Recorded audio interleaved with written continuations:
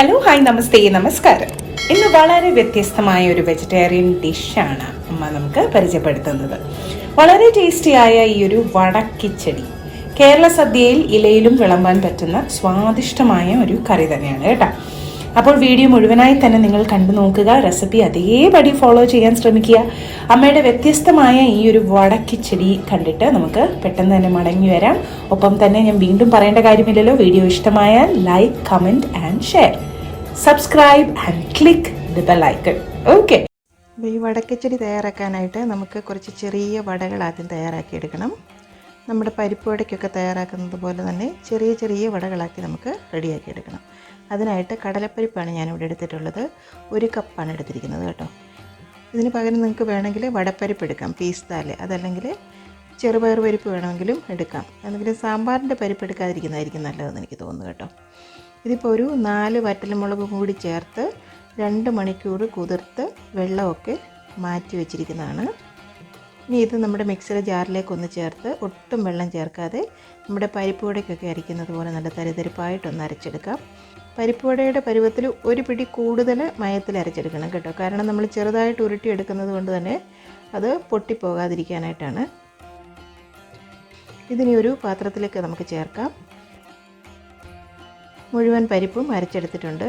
ഇനി അതിലോട്ട് ഒരു തണ്ട് കറിവേപ്പില കൂടി ചേർക്കാം. ഒരു നുള്ള് കായപ്പൊടിയും കൂടി ചേർത്ത് കൊടുക്കാം. ഒരു 2 പച്ചമുളക് ചെറുതായി അരിഞ്ഞതും കൂടി ചേർത്ത് കൊടുക്കാം. 1 ടീസ്പൂൺ ഇഞ്ചി കുത്തി അരിഞ്ഞതും ചേർക്കാം. ഒരു 1/4 ടീസ്പൂണിൻ്റെ പകുതി മതിയാകും പെരിഞ്ജീരകം പൊടിച്ചത്. ഒരു ചെറിയ സവോള കൊത്തി അരിഞ്ഞതും കൂടി ചേർത്ത് കൊടുക്കാം. ആവശ്യത്തിനുള്ള ഉപ്പും കൂടി ചേർത്ത് കൊടുക്കാം. 1 ടീസ്പൂൺ വെളിച്ചെണ്ണയും കൂടി നമുക്ക് ചേർത്ത് കൊടുക്കാം. ഇനി എല്ലാം കൂടി കൈകൊണ്ട് തന്നെ നന്നായിട്ട് യോജിപ്പിച്ചെടുക്കാം. ഇനി ഈ ഒരു സൈസിൽ വളരെ ചെറിയ വടകളായിട്ട് നമുക്ക് ഷേപ്പ് ചെയ്തെടുക്കണം. എത്രയും ചെറുതായിട്ട് ഷേപ്പ് ചെയ്യാമോ അത്രയും നല്ലത് കേട്ടോ. ഇതുപോലെ ചെറുതായിട്ട് എല്ലാ വടയും ഞാൻ ഷേപ്പ് ചെയ്തെടുത്തിട്ടുണ്ട്. ഇനി വെളിച്ചെണ്ണയിൽ നമുക്ക് നല്ല ക്രിസ്പി ആയിട്ട് തന്നെ വറുത്തെടുക്കാം.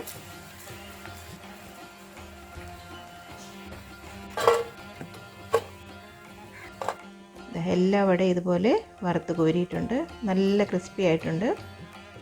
ഇനി കിച്ചടിയുടെ അരപ്പ് നമുക്ക് തയ്യാറാക്കാം. ഇതിനായിട്ട് 1 കപ്പ് തേങ്ങ ചിരകിയത് മിക്സിയുടെ ജാറിലേക്ക് ചേർക്കാം. 1/2 ടീസ്പൂൺ ജീരകം പൊടിച്ചതാണ്, അതുകൂടി ചേർക്കാം. 1/2 ഗ്ലാസ് വെള്ളം കൂടി ചേർത്ത് നമുക്കിത് നന്നായിട്ട് അരച്ചെടുക്കാം. അധികം പുളിയില്ലാത്ത 4 ടേബിൾ സ്പൂൺ തൈര് കൂടി ഇതിൻ്റെ കൂടെ ചേർത്ത് കൊടുക്കാം. ജാറടച്ച് നല്ല ഫൈനായിട്ട് അരച്ചെടുക്കാം.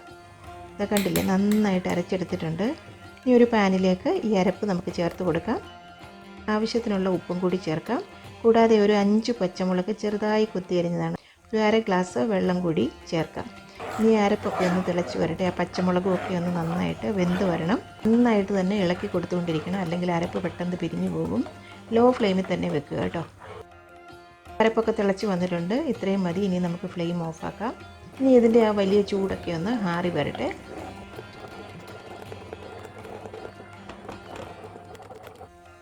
ആ വലിയ ചൂടൊക്കെ ഒന്ന് മാറിയിട്ടുണ്ട്. ഇനി അതിലേക്ക് അധികം പുളിയില്ലാത്ത നല്ല കട്ട തൈര് 1/2 കപ്പ് നന്നായിട്ട് ഉടച്ച് ഇതിലേക്ക് ചേർത്ത് കൊടുക്കാം. ഒട്ടും തന്നെ കട്ടയില്ലാതെ ഉടച്ചെടുക്കണം.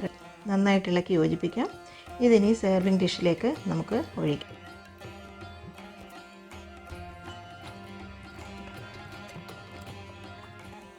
ഇനി നമ്മൾ ആ വറുത്ത് മാറ്റി വെച്ചിരിക്കുന്ന വട നന്നായി ഇതിലേക്ക് ചേർത്ത് കൊടുക്കാം.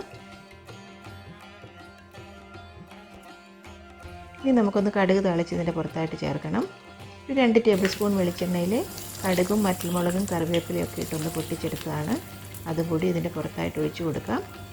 ഇത്രയേ ഉള്ളൂ. നല്ല അടിപൊളി വ്യത്യസ്തമായ സ്വാദിലുള്ള വട കിച്ചടി റെഡി ആയിട്ടുണ്ട്. സദ്യയ്ക്കും ഇലയിൽ വിളമ്പാവുന്ന ഒരു പുതിയ തൊടുകറി ആയിരിക്കും.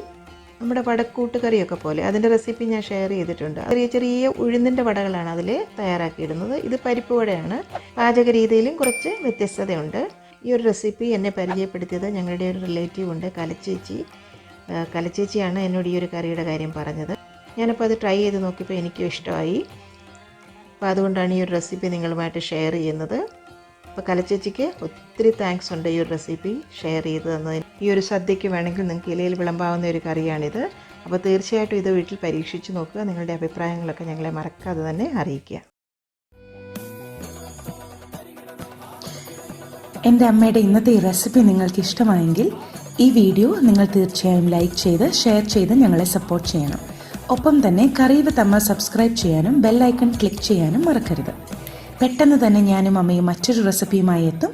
അതുവരേക്കും നന്ദി, ഗുഡ് ബൈ.